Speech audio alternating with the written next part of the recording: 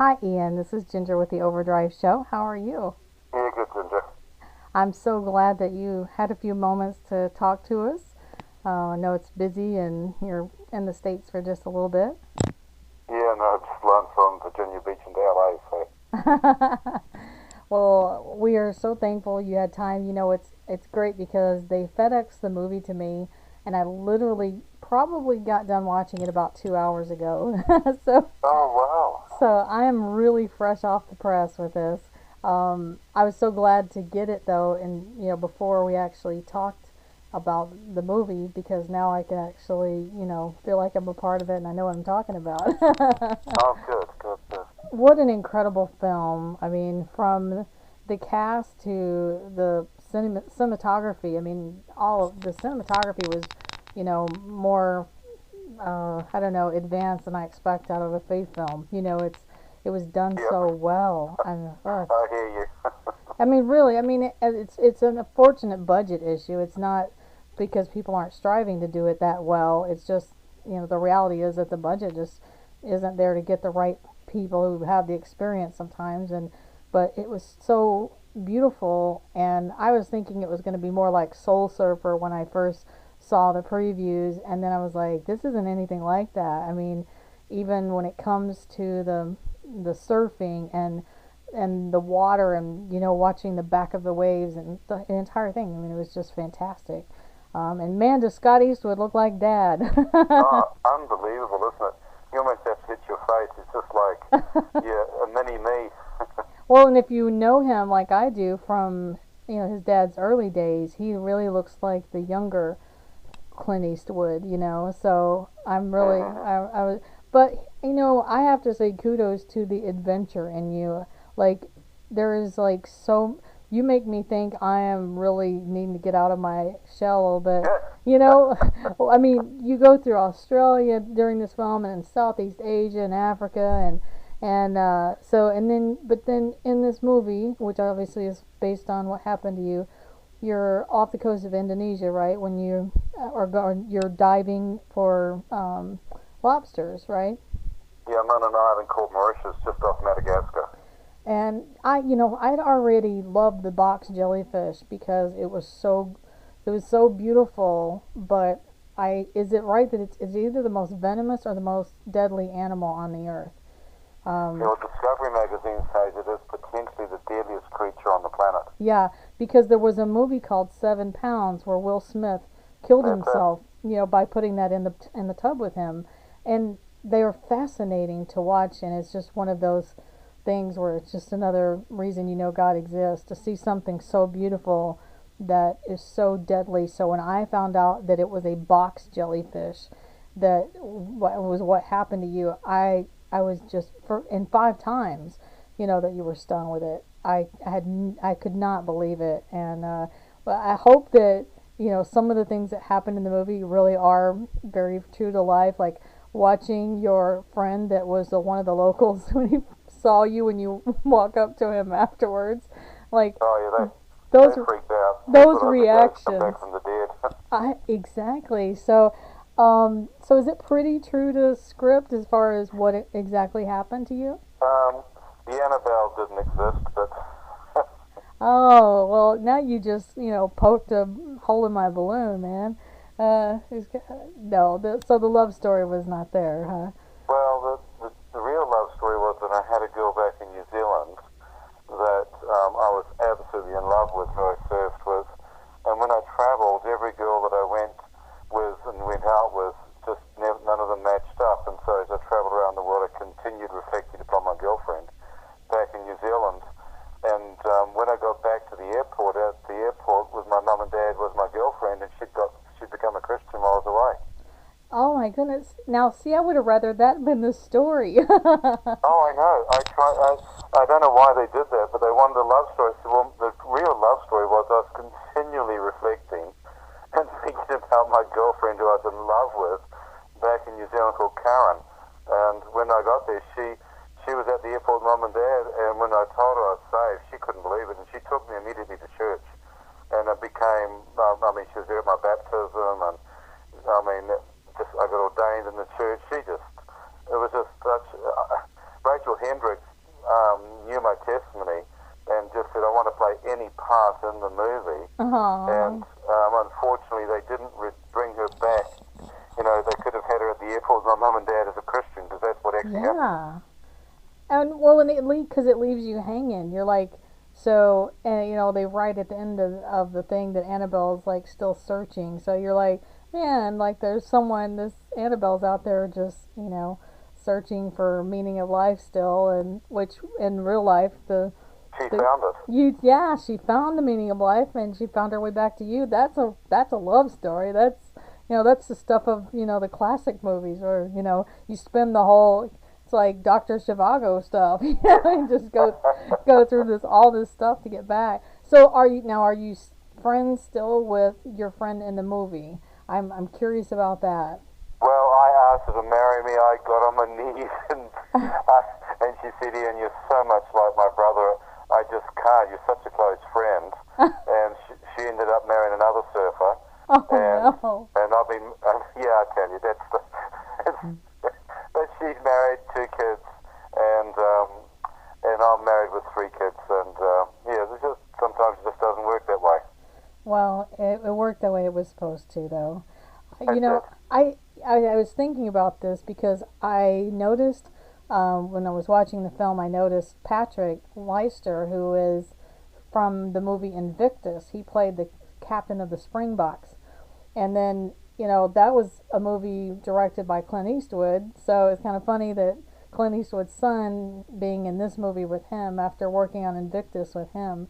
So that's right. I was like, oh, I'm a movie buff, so I kind of started connecting dots right away. Wow. And then Charlie's Angels, of course, you know, anything, you know, that shows one of those in a movie anymore, you know, you're just reminiscent of those days. But everybody did a really good job. Of course, a lot of people know Rachel Hendricks from October Baby, and she did such a great job in that. And so now in this movie is our Mr. Eastwood. Is he doing any of the surfing at all, or just some of it? Yes, he is. He wanted to do all his own surfing. He did all his own surfing. Yeah, because he was literally ready to go professional surfing and or acting. So he asked his father. He said, you know, what do you think? And Clint said, well, if you want to go acting, I'll back and support you in that. Whatever you feel to do. So he chose acting, but his passion is like me, surfing. He said my life mirrored his life, just in the pursuit of surfing and traveling. And he said he just still hasn't found the Lord. Now, at this, you know, so at the time when, okay, so you're diving, did you just have those 2 people with you when you were diving for jellyfish? You just had the 2 locals? Yeah, I was with them and I was diving for lobster at night. Okay. And so, but you actually got out into the boat, like in the movie, you were able to get out? I mean, and they got you. And then I was like, then the guy drops you off at the hotel or something? Like, you know, like, how I got to know, how did that happen once you got stung? What happened from there? Well, when I got stung, the fisherman told me, the young boy, to take me to shore, and I said, Simon, come with me. He said, there's no motor. Let the boy quickly take you. And I said, my arm. He said, urinate on it. And so I urinated upon my arm, and in actual life I peeled my wetsuit off because I couldn't breathe. It was so difficult. Right. The other divers had not been stung by the jellyfish because they had full wetsuits on. I had what we call a short sleeve vest on, so my forearms were exposed. And I had leather gloves on, so I'd been hit just across the arm. And the other divers were being protected because to them the water at night in Mauritius was cold. To me, the water in the tropics was hot. Right. So the boy got me to shore, saw that I'm almost dead, and freaked out, and he said he wanted to go back and rescue the other divers. And I said, no, I need an ambulance, you know, gendarme, telephone. But in those years we had no mobile phones, and the kid freaking out, thinking that his brothers would be killed by them, and I'm trying to explain to him that they're fine because they've got full wetsuits on. Too young, went back to rescue the other divers. Oh my goodness. So that's why he went back. Now I'm left there, nearly dead, and I start to slip into a coma, which means certain death. And then I hear this audible voice say, son, if you close your eyes, you'll never awake again. And that's when I first time ever heard God speak to me in my life. And I didn't know it was him, but I knew as a lifeguard, if I closed my eyes, I would literally die right there on the side of the beach and the road.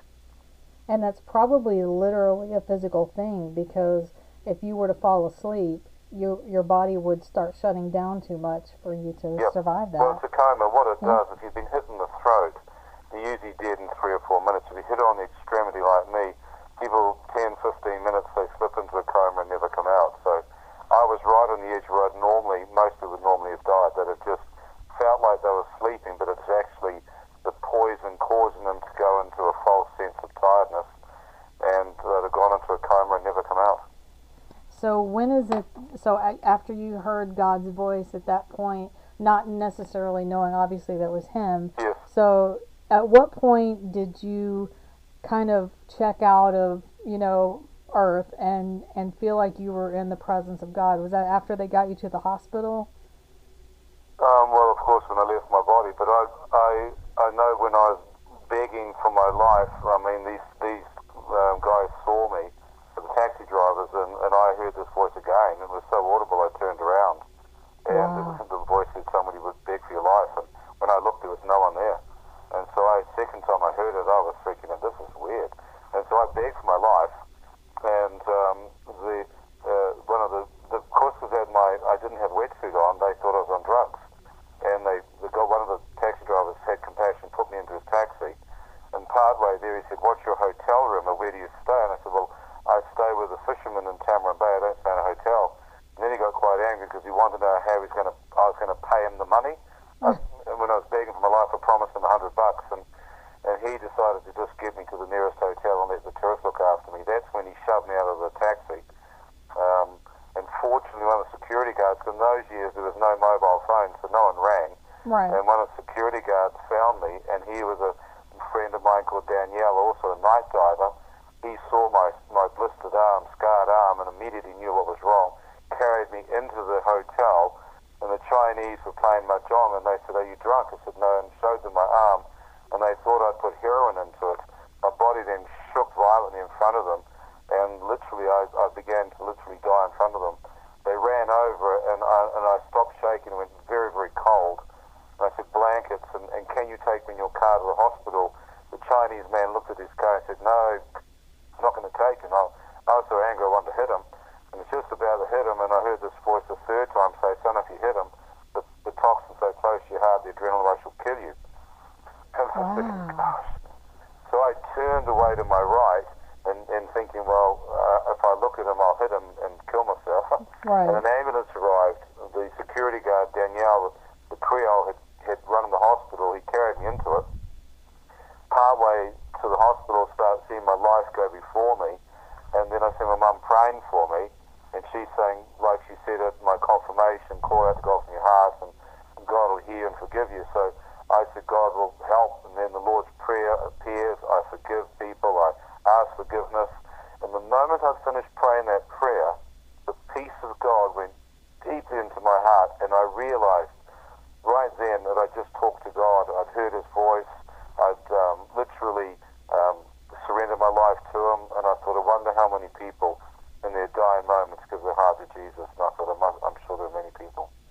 Well, yeah, and some of them that we never know that they did that before they passed away, Yep. And wow, and what amazes me too is I tell people all the time is, no matter what is going on in a kid's life, if you can have one faithful parent or parent figure in someone's life, they can turn their life around. And the strength that your mom had, I think it's amazing the power that she had. The Holy Spirit is so in touch with her, for her to be able to know something was wrong, something was not right, and for her, I'm telling you, I was not choked. I'm pretty sappy during movies, but it didn't get me necessarily until I'm a mom too. I have 3 kids, so, and one of my son's 20, so I can see that as my son.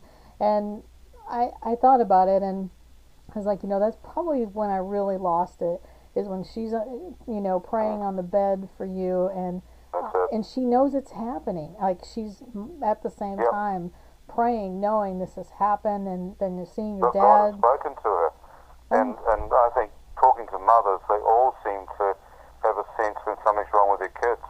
But thank God, my mother knew the Lord, and God spoke to her. So her prayers at that point literally intervened. When I saw her in that ambulance, I then realized there could be a God, and thank God she had told me if I prayed from my heart that God would hear me and forgive me.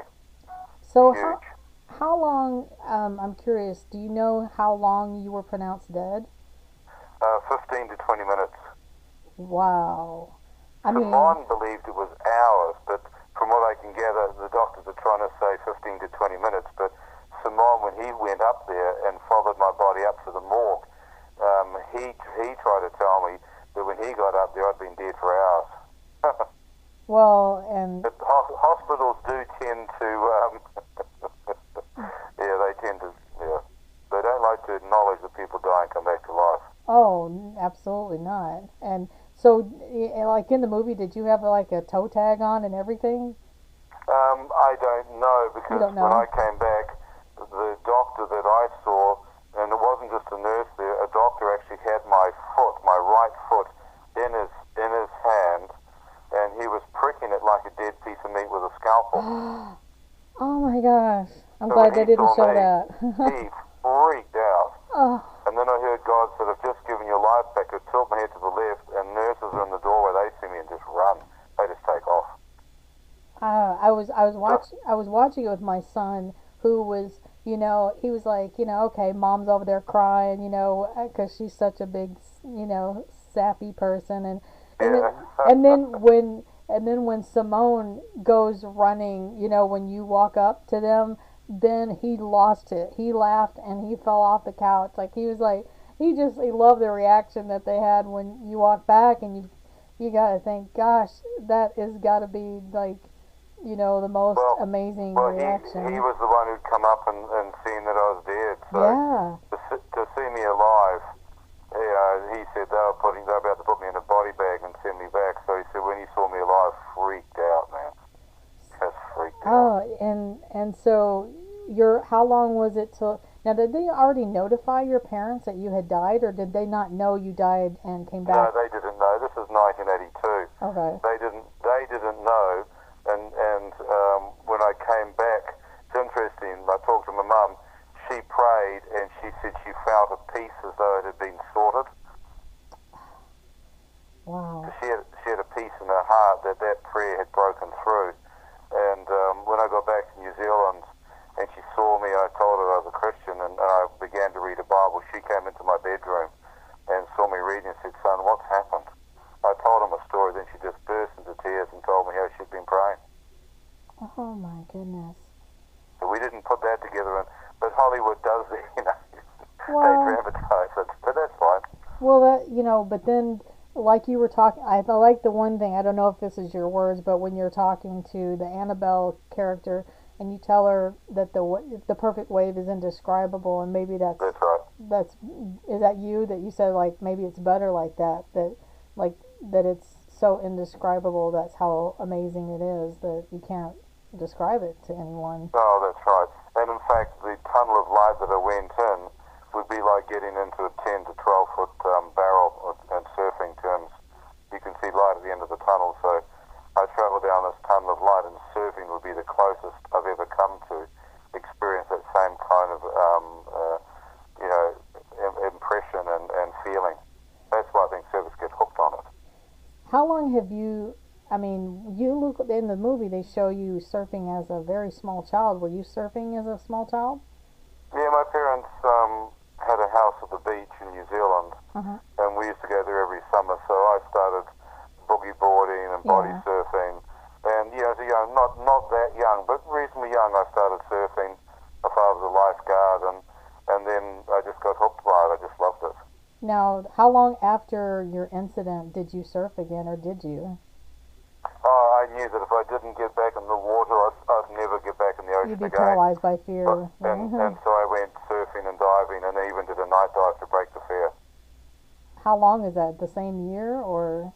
Yes, in the same year. I Oh just my knew I had to goodness. get back in there. Wow. And then your mom was probably like, I'm gonna go ahead and pray this ahead, right? Oh, yeah. And what was so incredible is that when I stood before the Lord, I saw him. His hair was just white, like you see in the book of Revelations. His Wow. face was like looking into eternity within eternity. It was like, I knew if he spoke, galaxies, constellations come into existence. It pure white dazzling robes. And as I walked up to him, purity and holiness came off his face and touched me. And I came right up next to him. I could see him literally face to face. And then Jesus stepped aside, and behind him I could see fields and pastures, a crystal clear river, mountains, blue sky. And he said he's created new heaven and new earth, a river of life. And I just was blown out. But he showed me paradise. He showed me eternity. And then he said, Ian, do you wish to stay here or do you wish to return? And I said, well, stay here. And that's when I looked back, saying, goodbye, cruel world, no one loves me. And I saw a vision of a mother. And I said, God, that's the one person I love and I must go back for. He said, if you return, you must see things in a new light. Then I looked back a second time and saw people, like thousands of people, like, you know how the Canadian geese fly in a V formation? Yeah. You could make out all their faces, just mum and dad were in the front, then my brother and sister, hundreds and hundreds of thousands of people in a V formation going back. And you could make out their faces, but then it got so far away, they just blurred out. You couldn't even, there's just so many I couldn't count. And I said, who are these? He said, and I want you to return and tell these people what you've seen, because most will not come into the church any longer to hear my name. And I said, but I don't even know them. I don't even love them. I love my mum and my own family, but who are these people? Are complete strangers. And he said, yeah, I love them and desire all of them to come to know me. I said, well, I don't understand that kind of love. I'll go back for my mum. But of course, what God was showing me was that God so loves the world. He was showing me a revelation that I would literally go out and share this testimony to millions of people. But at that time, the only person that I loved was mum. I didn't have any concept of loving anyone else. Well, and now you are a pastor in London, correct? That's right. And so, and have a beautiful family, and you have actually spoken to millions. I know just by looking at the background story, you know, they had already said over 60 million people or something had already, Yep. that you've already been in front of. So, you know, you definitely, the millions of people you have reached, and this movie hasn't even hit the theater yet. So, I mean, I know. so. Well, my heart is that we've got 7 billion people on the planet, so You're still working, right? You got we've plenty got more a to lot go. of work in front of us. So any form of media, television, radio, newspaper, internet, Skype, you name it, Facebook, Twitter, anything that I can see that testimony go out into the world and save souls. And I know then what Jesus showed me when I stood before him wasn't just for my mum and family, it was literally for other mothers and fathers and brothers and sisters who would never normally hear. And my prayer is that we would see multitudes of people coming into the Lord's love and being forgiven like I was in that ambulance. Well, I like that they did not sugarcoat your lifestyle or anything. You know, they were showing what people could actually relate to. You were partying and having a good time. I mean, it didn't make it look like you just didn't go to church and, you know, kind of got off the beaten path. I mean, it shows what normally you would see if kids were, you know, scaling the planet, you know, surfing and having a good time. I mean, it's more realistic than I expected in that respect. And I think that's what will help people relate to it, because sometimes you need to meet them where they're at, you know, and because they won't come to you, and you have to show them this is where I was doing this. I was having a great time too, but you know, and I didn't look at God until he actually brought me to the brink of death and tell me, you know, I had a choice. And I know not everyone does have a choice, obviously, and they don't. There's so few stories like this where people actually get a glimpse of God and get to hear him audibly and, you know, and see him. It's just like, it just gives me chills to talk to you, just knowing that that was happening during the movie. I mean, I was just amazed. The love that he touched me with was so much. I just wept and wept like a child. The love and the forgiveness. I tell you what, that was the greatest. I don't know how God could love me so much. I think it was great that they put somebody like Scott as your character, because you have this young, handsome, you know, guy that's kind of got it all. You know, like somebody that people would be like, guys would be like, I would want to hang with that guy, or I'd want to be that guy, and girls be like, I would like to date that guy. I mean, it's somebody who's, very, as a character, he's very, magnetizing, and to see someone that, doesn't seem to need anything, he's kind of got it all, surfing the planet, and then, in a moment, just knowing that in a moment, your life can change or end.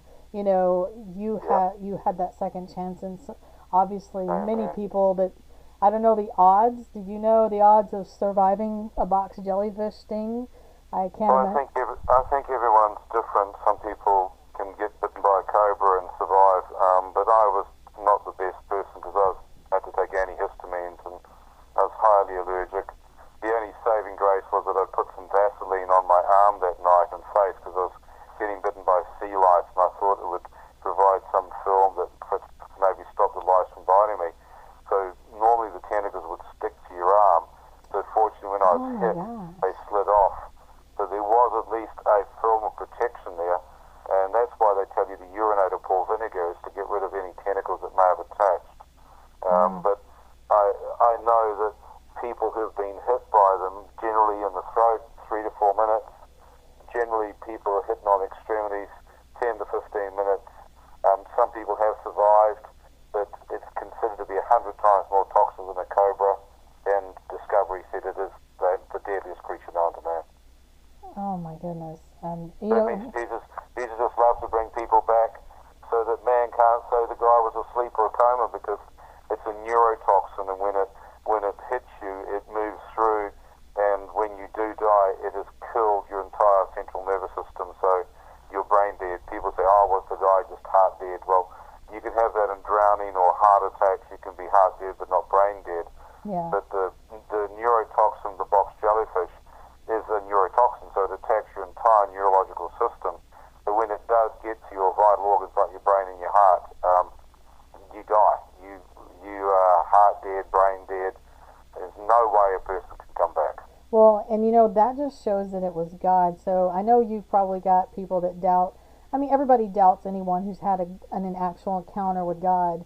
Yep. But, the thing is being a neurotoxin, you could not have had the brain activity you were having as far as speaking to God and hearing God and seeing your mom. You could not do all that if your brain was not functioning. I mean, like science-wise, they would not be able to make sense of that. It could only be God overriding the circuit system. Yeah, well, God loves that. He loves to confound the wisdom of man, and he loves to show us that He is the resurrection and life, and those who believe in Him, even though they die, yet they shall live. And Jesus brought people back from the dead, and of course Himself, 3 days and 3 nights, He said, to prove you that I am the Son of God, I will raise from the dead. And so therefore nothing, let's say no poison, no toxin, nothing will separate us from God's love.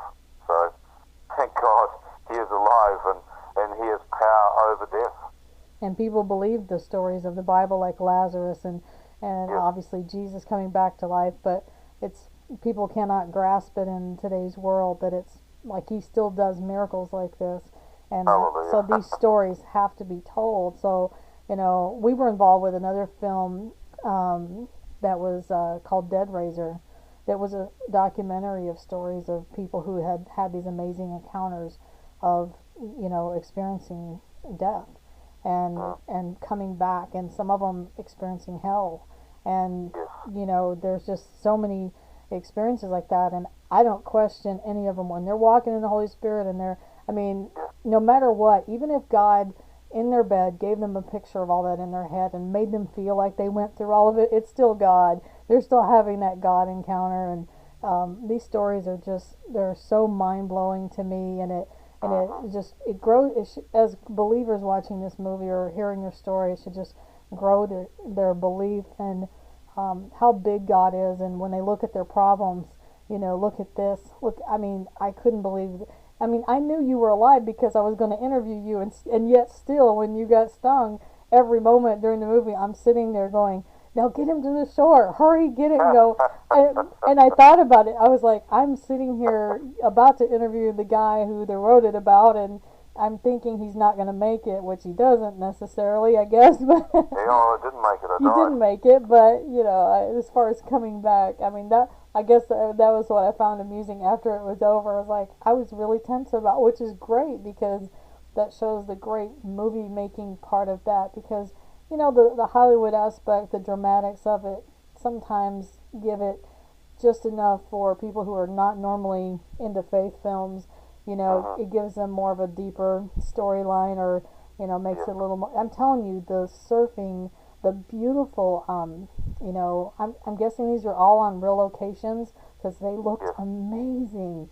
I mean, just to be able to film in all these beautiful places, and I'm like you, I'd have lived there. I mean, every place you surfed, I was like, I could live there. I could live there. So I don't know how you left. And there was so much more beauty that they couldn't do. It's just extraordinary beauty, and Mauritius is an amazing island. Bali, Indonesia, traveled all through there, different parts of Australia. It's such beauty, and South Africa. I went through all the game reserves, and there's so much that we didn't even show. But we hope there's enough there for people to come to know the Lord and know that there is hope and there is life after death. And thank God for praying mums. I believe one of the most powerful aspects is a mother who's never given up on her son. And to not give up in any circumstance. I mean, she didn't know you were dead at the time, but praying without ceasing.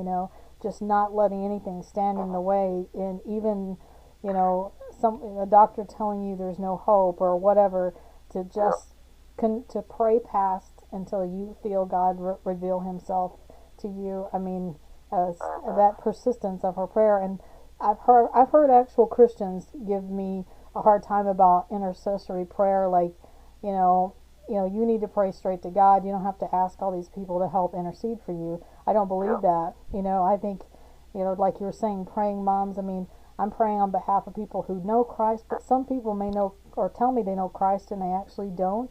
I don't know. I'm interceding anyway. I mean, it's certainly not going to hurt.